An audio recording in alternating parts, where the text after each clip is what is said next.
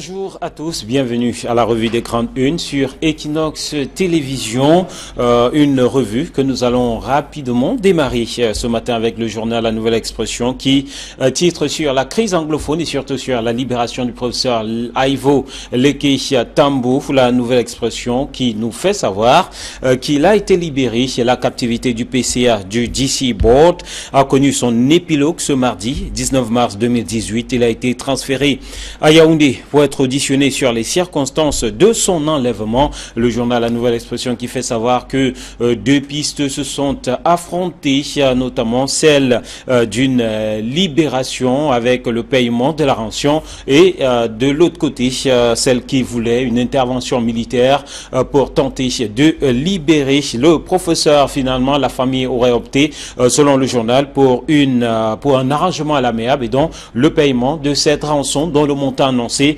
tourne autour de 20 millions de francs CFA. Le journal nous parle aussi ce matin de l'opération Épervier et d'Atangana Kuna qui hante les esprits. L'ex-ministre est porté disparu selon La Nouvelle Expression alors que la rumeur l'annonce au tribunal criminel spécial en compagnie de Jean-William Solo. Le journal qui évoque aussi plusieurs pistes sur le lieu où se trouverait l'ancien ministre de l'eau et de l'énergie, notamment une source que reprend le journal qui fait savoir qu'il aurait été exfiltré à Tanganakuna qui se trouverait du côté du Maroc puisqu'il n'est plus au Cameroun. Les opérateurs économiques barrés relativement au forum les opérateurs économiques donc barrés relativement à la visite du chef de l'État en Chine. 115 hommes d'affaires camerounais sèchement largués à la suite de l'annulation à la dernière minute du forum économique prévu initialement du côté de Bédine du 22 au 23 mars 2018. Et puis ce litige foncier qui tourne à un RIX, à l'origine une guerre au sujet d'un titre foncier vieux de 50 ans que la MINCAF a annulé et tente de céder le domaine à de nouveaux acquéreurs. Le journal Cameroun Tribune ce matin parle de fin de suspense pour ce qui est du contentieux préélectoral des sénatoriales après donc la validation hier par le Conseil constitutionnel de la liste RDPC à l'Ouest. Les 9 partis politiques en lice savent désormais dans quelle circonscription ils vont compétir. Le journal qui propose un journal de campagne relativement à la sénatoriale. Des pages 10, les pages 10, 11, 12 et 13 sont consacrées à cette actualité. Le Messager ce matin s'intéresse à l'opération Épervier et à Tanganakuna porté disparu alors que William Solo lui se trouve du côté du TCS. L'ex-ministre de l'eau et de l'énergie et l'ex-DG de la Kamwata et bien d'autres personnes sont soupçonnés d'avoir détourné des fonds publics. Les auditions qui ont donc démarré bien en Chine sans les opérateurs économiques, nous dit le journal Le Messager, et qui ajoute que le forum d'affaires censé se tenir en marge de la visite d'État du président bien en Chine a été annulé à la dernière minute, motif impréparation manifeste. Mutation ce matin nous parle de ce forum d'affaires annulé, tout aussi coopération Chine-Cameroun, et parle de 115 opérateurs économiques qui devaient accompagner le chef de l'État à Beijing en vue de cette rencontre. La présidence de la République à l'origine de cette décision. Le journal qui propose donc dans son édition de ce matin les réactions des organisations patronales. Germinal qui titre ce matin sur l'université des montagnes, l'enfer du décor, dit le journal. Le feu couvre toujours sous la cendre. Le journal qui lance dans ce SOS puisque quelques personnalités mises en avant par ce journal pourraient tuer la poule aux œufs d'or. L'Indépendant titre ce matin sur l'opération Épervier à Tanganakuna et Solo, William aux arrêts, nous dit le journal qui ajoute que l'ex-DG de la Kamwata a été arrêté hier par les fins limiers de la police judiciaire au moment où l'ex-ministre de l'eau et de l'énergie est en cavale, a été rattrapé du côté de Créby. Et on sort avec Info Matin qui titre ce matin sur la crise anglophone tout aussi et sur Okali Abilai, qui annonce la libération du professeur Leke Tambou. Le journal fait savoir que le PCA du DC Board avait été enlevé le 17 mars par des sécessionnistes. Le gouverneur du Sud-Ouest qui s'exprime ce matin dans les colonnes du journal Info Matin revient sur les circonstances de sa mise en liberté. Sur ce plateau, Camille Nelly, bonjour. Bonjour, Eric Martial Diomo, bonjour téléspectateurs d'Equinox Télévision. Ce matin, je voudrais avoir une pensée particulière pour les anciens élèves du lycée polyvalent de Bonabéry qui ont rendu un vibrant hommage au fondateur de cet établissement, M. Philippe Poulin, qui avait créé cet établissement en 1966. Et je vous assure que cet établissement de cet établissement sont sortis des ministres, de grands opérateurs économiques, des avocats, des colonels et tout ça. Et donc, ces anciens élèves, parmi lesquels moi-même, ont rendu un vibrant hommage à M. Philippe Poulin, très très connu, canadien, dans une messe d'action de grâce officiée magistralement par l'abbé Joseph Tamac. Ça a été une cérémonie très très émouvante et particulièrement courue, et on a vu jusqu'à quel point ces élèves sont restés fidèles à la mémoire de cet homme, voilà, qui a eu une empreinte extraordinaire sur la jeunesse camerounaise. Il est resté soudé. Casimir Désiré-Tanier, bonjour. Bonjour. Bienvenue à vous. Bonjour Eric Martial. Camille allait parler d'une messe d'action de grâce. Moi également, j'ai assisté à une, mais pas cette fois-là d'action de grâce. Il s'agissait d'une bénédiction d'une chapelle du côté de l'Ouest par Monseigneur Dieudonné Watio, une chapelle construite par un jeune opérateur économique à qui je salue ici et à qui je tire d'ailleurs un coup de chapeau. Voilà, et on va démarrer donc avec la libération du professeur Ivo Leke Tambou, la nouvelle expression qui décrit comment le professeur a été libéré. C'est d'ailleurs le cas de plusieurs autres journaux qui reviennent sur les circonstances de cette libération. Alors, comment comprendre que les choses soient allées aussi vite pour le professeur Leke Tambou? Ben, il faut d'abord dire que moi je pense que cette affaire, cette insécurité en zone anglophone, si vous voulez, dans le sud-ouest et dans le nord-ouest, est en train de donner naissance à toutes sortes de mauvaises situations qui pourraient embêter davantage les Camerounais. Vous imaginez le professeur Ivo qui se rend dans son village, et un village qui lui-même est en plein territoire insécure, il y va, dit-on, organiser une marche pour la nomination d'un des fils de ce village-là. Il se fait enlever. Mais il se fait enlever. Les kidnappeurs prennent la peine de prendre la vidéo de son enlèvement et maintenant de balancer ça dans les réseaux sociaux en exigeant 100 millions de francs. Pendant que tout le monde est encore en train de réfléchir, de voir comment ça va se passer, 2 jours plus tard, il est libéré. Le gouverneur de la région du Sud-Ouest, M. Okali Abilai, a affirmé tranquillement qu'il a été libéré grâce à tout le monde. Grâce à tout le monde, quoi? Cela veut dire que, en fait, la famille du professeur s'est impliquée dans cette libération et apparemment, du moins selon des sources assez introduites, la famille aurait versé 20 millions de francs. Mais la raison pour laquelle je dis que cette affaire est extrêmement grave, c'est parce que qui est sûr que ces loupards qui ont enlevé le professeur sont effectivement des ambazoniers? Quand on regarde cette vidéo, ils ont des fusils de chasse et des machettes. Et vous les voyez, ils sont en jean, en basket et tout. Et moi, j'ai dit ici la semaine dernière que ce à quoi on va assister aujourd'hui, c'est la création de multiples petites bandes qui vont commencer à faire du banditisme. Ils vont procéder à des enlèvements. On va demander de l'argent aux gens et même à l'État. Vous savez, le problème des kidnappings ne date pas d'aujourd'hui au Cameroun, hein. Les gens semblent aujourd'hui s'émouvoir un peu sur l'enlèvement de ce professeur, mais on sait très bien que depuis une vingtaine d'années, il y a des kidnappings dans les régions de la Damaroa et de l'extrême nord, où des bandits arrêtent des gens, demandent aux villageois de leur donner des dizaines de millions de francs. Ensuite, il y a eu en 2012 l'affaire des moulins fourniers, où l'État lui-même a été obligé, c'est activé à renflouer les caisses des djihadistes parce que l'État a payé plusieurs milliards pour la libération et des moulins fourniers et du père Van Den Bosch et de l'épouse du ministre Amadou Ali. On s'est retrouvé dans une situation où l'État, un groupe, a fait chanter l'État et a amené l'État à payer des milliards. Aujourd'hui, on se retrouve face à une situation où on nous parle de sécessionnistes qui commencent à kidnapper des gens. Jusqu'où ira-t-on et jusqu'où n'ira-t-on pas? Ça commence à devenir dangereux. Moi, je dis que les autorités administratives et militaires doivent non seulement faire attention, mais comprendre que là, nous nous retrouvons dans une spirale que l'on ne pourra plus contrôler parce qu'il sera facile que 3 ou 4 petits loupards s'organisent commencent à kidnapper des gens. Et c'est très dangereux. L'interrogation porte donc sur le mode opératoire.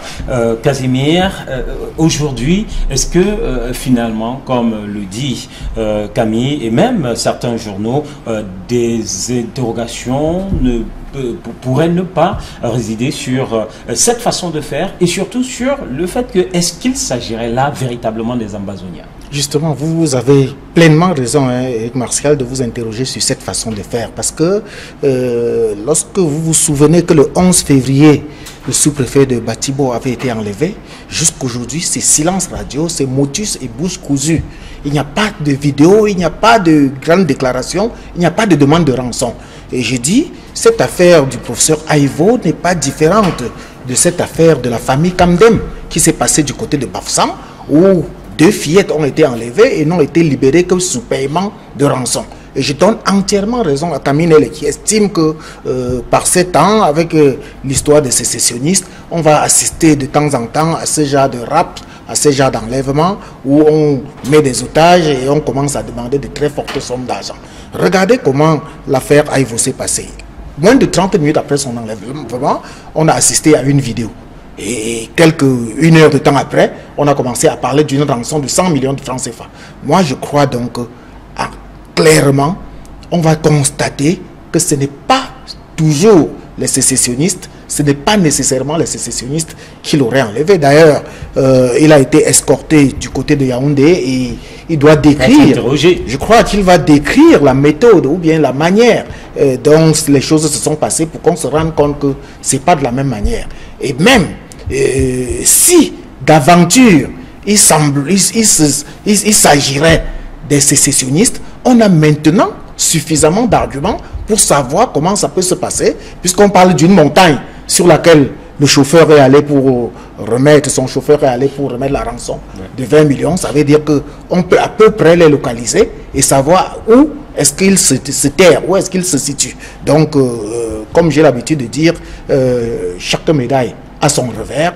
On peut profiter de ce revers-là pour commencer à voir clair sur la situation des sécessionnistes, au cas où il est avéré que ce sont les sécessionnistes, parce que moi, je suis convaincu, et Camille l'a dit, ce ne sont pas les sécessionnistes, c'est les petits bandits, exactement comme on a vécu à Bafoussam. Et si c'est le cas, on va dire que cette crise prend une autre tournure. Bah oui, cette crise est en train de donner naissance à de multiples autres petites crises. C'est-à-dire que nous allons nous retrouver dans une situation de poupée gigogne. C'est-à-dire que vous enlevez une poupée, vous en trouvez une à l'intérieur, vous enlevez une autre, et on peut se retrouver facilement devant des bandes armées. Et c'est comme d'ailleurs, je l'ai dit à plusieurs reprises, c'est ce qui se passe aujourd'hui à l'extrême nord, avec des bandes qui arrivent dans des villages, qui brûlent les villages, qui égorgent des gens, qui emportent des bœufs, des motos et tout ça. Ce n'est plus tellement Boko Haram. Ce sont des bandes armées aujourd'hui, parce que Boko Haram, on a connu le modus operandi, c'est des jeunes hommes ou des femmes qui arrivent, qui se font exploser, et puis il y a des morts, c'est terminé. Or, aujourd'hui, on voit que à l'extrême nord, ce sont plutôt des gens qui arrivent en moto, à cheval et tout, qui arrivent, qui brûlent un village, qui égorgent l'imam, qui emportent 2 ou 3 filles, qui emportent des motos et qui s'en vont. Donc, moi, ce phénomène, ce grand banditisme-là, qui devient incontrôlable, doit faire l'objet d'une attention particulière des forces de maintien de l'ordre et surtout du nouveau ministre de l'Intérieur qui sait maintenant qu'il a plusieurs terrains sur lesquels il doit s'investir. Il faut dire, oui, même, Eric Martial, que le professeur Aïvo a eu beaucoup de chance. Hein. Lui, il est un vénard parce qu'il a été arrêté avec une bande des étudiants qui, jusqu'ici, on n'a aucune nouvelle de... Non, ils ont été relaxés dès le lendemain. Ils étaient 33. Dès le lendemain, la nouvelle était diffusée qu'ils avaient été relaxés. En fait, oui, c'est le professeur que l'on cherchait. On l'a pris, on a posé la condition et maintenant, on a posé ce chantage inacceptable, mais que la famille s'est empressée de satisfaire. La famille n'avait pas de choix. Hein. Je suis d'accord avec vous, mais alors, nous allons donc nous retrouver devant des familles qui ont des moyens, qui n'auront pas de choix. Et quand les familles n'auront pas de choix, c'est l'État qui va payer, qui va passer à la caisse comme il a fait pour Moulin Fournier, pour les Chinois, pour l'épouse d'Amadou Ali et consorts. Le journal L'Indépendant titre ce matin sur l'opération Épervier à Tanganakuna et Solo William qui sont aux arrêts, nous informe le journal. Et justement, si ce journal a choisi cet angle, on va noter que ailleurs, ce n'est pas exactement ce qui est dit, puisque la nouvelle expression y met des doutes sur l'interpellation d'Atanganakuna qui hante d'ailleurs les esprits. Le journal fait un récapitulatif de tout ce qui a été dit en termes de rumeurs tout au long de la journée d'hier. Et donc, la Nouvelle Expression place cette information dans l'escarcelle de la rumeur, alors que certains sont simplement péremptoires. Oui, ceux qui sont péremptoires, c'est le cas de l'Indépendant, qui dit carrément que Atangana Kuna et William Solo sont aux arrêts. Il n'est même pas seul dans cette posture-là. Le journal Le Messager, lui aussi en parle. Le Messager ceux qui estiment qu'Atangana Kuna est aux arrêts, ils sont deux journaux ce matin. Oui. Il y a l'Épervier de mon ami Nudio, et puis il y a l'Indépendant. Mais je dis, ils sont tombés carrément à la renverse, parce que jusqu'à maintenant, on n'a pas les nouvelles de Atangana Kuna. Il est vrai que William Solo est aux arrêts, parce qu'il est effectivement au TCS, mais Atangana Kuna n'est pas encore aux arrêts.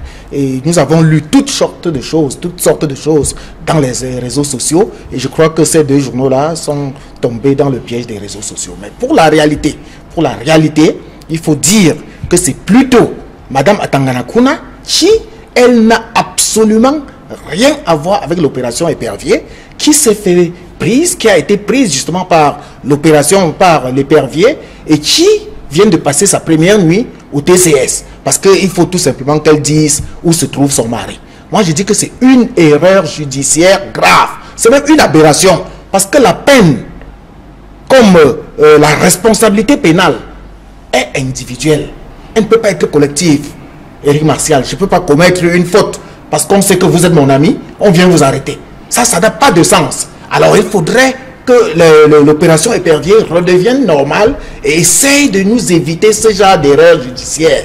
Je dis c'est une erreur judiciaire. Maintenant, quant à William Solo, avec quelques dizaines d'anciens cadres de la SNEC, je crois qu'ils doivent répondre tout simplement de leurs actes, parce qu'ils se racontent qu'il y a une histoire de 40 milliards qui aurait pris d'autres voies et pour laquelle ils doivent répondre.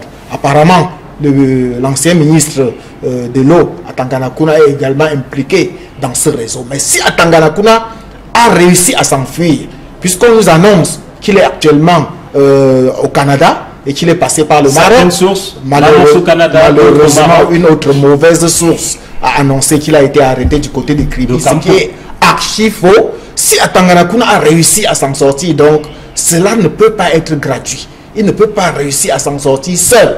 Il doit avoir des complicités quelque part. Et c'est ces complices-là qu'il faut chercher. Ce n'est pas la première fois. Nous savons comment Essimi Media a été extradé, a été exfiltré, comme vous le dites. Il n'est pas seul. Il y a l'autre qui s'appelle, il y a Dayas Mouloumé, il y a Dieudonné Ambassazan, qui était ancien ministre des Travaux et qui était même député, qui également a réussi à s'échapper des mailles du TCS de la même manière. Donc, il y a un réseau bien noyauté qui réussit à exfiltrer certaines personnalités impliquées dans l'opération Épervier. Les probables proies de l'Épervier. Et dans cette posture, on nous annonce qu'il y a un conseil de sécurité qui est annoncé aujourd'hui même au palais de Toudi. Quel est ce conseil de sécurité qui peut se tenir au palais de Toudi alors que Bia lui-même n'est pas là? Pourquoi pas ailleurs? Donc il y a tellement de non-dits dans cette affaire. Alors, cette histoire. Le journal, La Nouvelle Expression, parle donc des esprits hantés par Atangana Kuna et surtout du fait qu'il ne serait plus au Cameroun. Non, moi je commencerai d'abord par déplorer le manque de précision de la presse, parce que le rôle de la presse, c'est de donner l'information et la vraie information. On dit qu'ils seraient au TCS, les autres disent que les autres sont en fuite. Moi je pense que pour le cas spécial de M. William Solo, il a été arrêté où? Il est où? Il est en train d'être entendu où? Parce que vous savez très bien que au tribunal criminel spécial, les enquêtes sont faites par le commissaire divisionnaire Mbolong qui sort de la direction de la police judiciaire. Est-ce qu'il est gardé à la direction de la police judiciaire? Est-ce qu'il est gardé au secrétaire d'État à la Défense dans les locaux de service central des recherches judiciaires? On ne sait pas. Il faut d'abord commencer par donner la vraie information. Où se trouve-t-il exactement? Le TCS n'a pas de cellule. Le TCS n'a pas de prison. Donc, M. William Solo a certainement été interpellé. Mais où se trouve-t-il? Je pense qu'il appartient aux journalistes de donner cette première information. La deuxième information, M. Atangana Kuna, sur lequel semble-t-il, on n'a pas encore mis la main. Moi, je dis que cela démontre jusqu'à quel point la théâtralisation de ces arrestations n'a aucun sens dans ce pays. Depuis le moment où M. William Solo était à la tête de Kamwatu Etsiadouala et où la presse et certains spécialistes des affaires financières avaient mis en exergue un certain nombre de malversations, non seulement sur son compte, mais même sur le compte de M. Taganakouda, on ne l'a pas arrêté. On l'a enlevé de Kamwatu, il a été remplacé depuis plus d'1 an, on ne l'a pas arrêté. C'est aujourd'hui qu'on décide de l'arrêter, et avant de l'arrêter, les journaux étaient déjà en train d'annoncer son arrestation. Il a annoncé l'arrestation de M. Le ministre Taganakouda, qui lui-même aussi faisait l'objet d'une attention particulière de la presse depuis quelque temps, où on le créditait d'un bon nombre de tripotages financiers. Mais pourquoi attendons un moment où on décide de les arrêter, on met une scène, on fait une mise en scène avec qu'on va arrêter William Solo un dimanche, un samedi ou un dimanche, on va chercher à arrêter à Taganakouda un dimanche. C'est déjà même une arrestation illégale. On ne peut pas aller arrêter quelqu'un un jour non ouvrable. Mais je dis que cette théâtralisation, moi je pense qu'elle est faite exprès pour mettre les gens dans une situation d'eau à la bouche où on doit se délecter de ce genre de situation. Ces personnalités qui ont travaillé, qui ont eu de grandes fonctions au niveau des entreprises parapubliques, si elles doivent faire l'objet de poursuites, que ces poursuites soient normales, soient régulières, mais qu'elles ne soient pas théâtralisées. Moi, je pense que tout ce qui est en train d'être écrit dans la presse, et aujourd'hui, et ce qui le sera demain, cela procède de cette théâtralisation que moi je trouve absolument indécente. Monsieur William Solo a certainement commis des gaffes, mais qu'on l'arrête, qu'on l'interpelle, qu'on le convoque, qu'on l'interpelle et qu'on l'inculpe si les choses sont établies, mais qu'on ne procède pas une sorte de kidnapping, on l'amène et on dit qu'il a été arrêté hier. Donc moi je dis, je ne les défends pas, mais je pense que non seulement au niveau de la presse doit être un peu plus précise dans le traitement de ces informations et au niveau de la justice et des responsables judiciaires, que cela soit avec un peu plus de sérieux et moins de théâtralisation. Voilà, un autre sujet abordé par la presse ce matin, c'est ce forum économique, ce forum d'affaires qui a été annulé. Le journal Mutation en parle, la coopération Cameroun-Chine, le forum d'affaires annulé, nous dit Mutation. On va noter que bien d'autres journaux s'intéressent donc à cette annulation. Le journal La Nouvelle Expression en parle aussi, avec les opérateurs économiques barrés. Alors, comment comprendre cette improvisation? Le Messager croit savoir que ceci a été annulé, ce forum a été annulé en raison tout simplement de l'impréparation manifeste. Finalement, on va tout voir avec les Camerounais et Eric Martial. Ce n'est pas la première fois, nous sommes habitués à ça, cela. Mais ce qui me surprend dans cette histoire, c'est que c'est pratiquement quelques heures avant, parce que le vol était prévu à 14 h et c'est à 8 h du matin que l'on balance des messages aux différents concernés, à 115 opérateurs économiques, pour leur faire savoir qu'ils ne pourront plus voyager pour la Chine. Ça, c'est un peu trop grossier, parce qu'à ce moment, tous les engagements sont pris, les billets d'avion achetés, les réservations d'hôtels sont faites, donc il n'y a plus rien, les rendez-vous, ils ont même dû annuler d'autres rendez-vous ici pour privilégier ceux qui devraient se tenir, et finalement il n'y aura ni rendez-vous en Chine, ni rendez-vous au Cameroun. Donc je dis, il y a quelque chose de très grave qui se serait passé, et il faudrait donc réussir à établir les responsabilités. Parce que ce qui est sûr, il y a quelqu'un qui n'a pas bien fait son travail quelque part. Et vous avez vu, il y a moins d'une semaine, un autre événement a été annulé de la même manière au Cameroun. Il devait avoir le tour cycliste du Cameroun international, alors que les délégations rwandaises, américaines, françaises et autres étaient déjà au Cameroun. À moins de 2-3 jours du démarrage de la course, on nous a dit que c'est annulé parce qu'il n'y a pas de moyens. Donc le Cameroun est déjà habitué à ce genre d'annulation, des annulations qui n'ont absolument pas de raison d'être. Vraiment pas de raison d'être, et il faudrait donc établir les responsabilités et punir les coupables là où ils se trouvent, parce que c'est un manque à gagner grave que le Cameroun engendre là. Le manque à gagner aussi en raison de ce que ces opérateurs économiques auraient pu gagner, en tout cas en termes d'échange avec la Chine? En termes de B2B, vous savez très bien que les chefs d'État, quand ils se déplacent, généralement, ils se déplacent avec des hommes d'affaires. On le voit avec le chef d'État turc, avec le chef, d'ailleurs, Emmanuel Macron, qui était en Inde tout récemment, qui a ramené de gros contrats. Et tout le monde s'était mis à applaudir quand il a été question pour le président de la République d'amener dans ses valises une centaine d'opérateurs économiques. Bon, aujourd'hui, ça a foiré, on ne sait pas pourquoi. Il faudrait attendre qu'on comprenne pourquoi. Mais commencer à chercher des explications, on ne tombera que dans le registre des supputations et des spéculations. Allez, malheureusement, c'est une affaire à suivre. Et on va sortir rapidement avec cette affaire qui tourne au RIX, une affaire de litige foncier du côté de Kribi. Ça commence à faire beaucoup avec le MINCAF. Ah, ça commence. Mais écoutez, ce n'est qu'une affaire de plus parce que le MINCAF que l'on connaît, habitué à des tripotages fonciers, il y a plus de 500 dossiers sur lesquels on a vu la main du MINCAF peser. Là, attribué aujourd'hui, c'est un terrain vieux de 50 ans qui avait un titre foncier vieux de 50 ans. Et un jour, la ministre décide de l'exproprier pour cause d'utilité publique. Et tout de suite, après, quelques temps plus tard, on la voit en train de lancer des offres d'achat. Forcément, les gens qui étaient là-dessus sont mis à... seront difficilement une telle affaire passée. Mais attends, vous êtes sujet de titre foncier depuis 50 ans. Alors, immédiatement, ils ont saisi le tribunal. Il y en a même un qui a eu un sursis à exécution. Ce qui fait que sur place, c'est des machettes qui sont sorties et tout cela. Mais toujours est-il que, sincèrement, le jour où cette dame-là quittera le MINCAF, vous entendrez des vertes et des pas mûres. Parce qu'il y a plein de gens qui l'attendent au quartier avec des machettes. Allez, on espère qu'il n'y aura pas d'exécution. Souvenez-vous, hein, Eric Martial, qu'au mois de janvier, le jeune enquêteur avait publié un dossier pour démontrer qu'il y a 500 000 dossiers, faux dossiers de litige foncier dans les tribunaux camerounais. 500 000, c'est énorme. Personne ne nous avait suivis dans cette voie-là, mais c'était une enquête exclusive.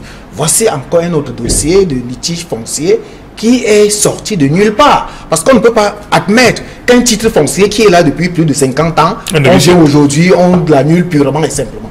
Moi, je dis, il faudrait qu'on revoie le droit foncier au Cameroun et qu'on essaie de voir la manière dont les titres fonciers doivent être gérés. Parce qu'on nous dit que le titre foncier est définitif, inattaquable. On nous l'a dit, mais malheureusement. C'est le 501e dossier. Mais ce que je peux dire, c'est que cette ministre-là, je vous assure que avec ces histoires de litige foncier, elle gardera tout de même, elle laissera tout de même un souvenir assez néfaste à la tête de ce ministère. Assez douloureux. Allez, merci à vous Camille, merci à Casimir, merci chers téléspectateurs d'être restés en notre compagnie. Nous vous retrouvons demain pour un autre numéro.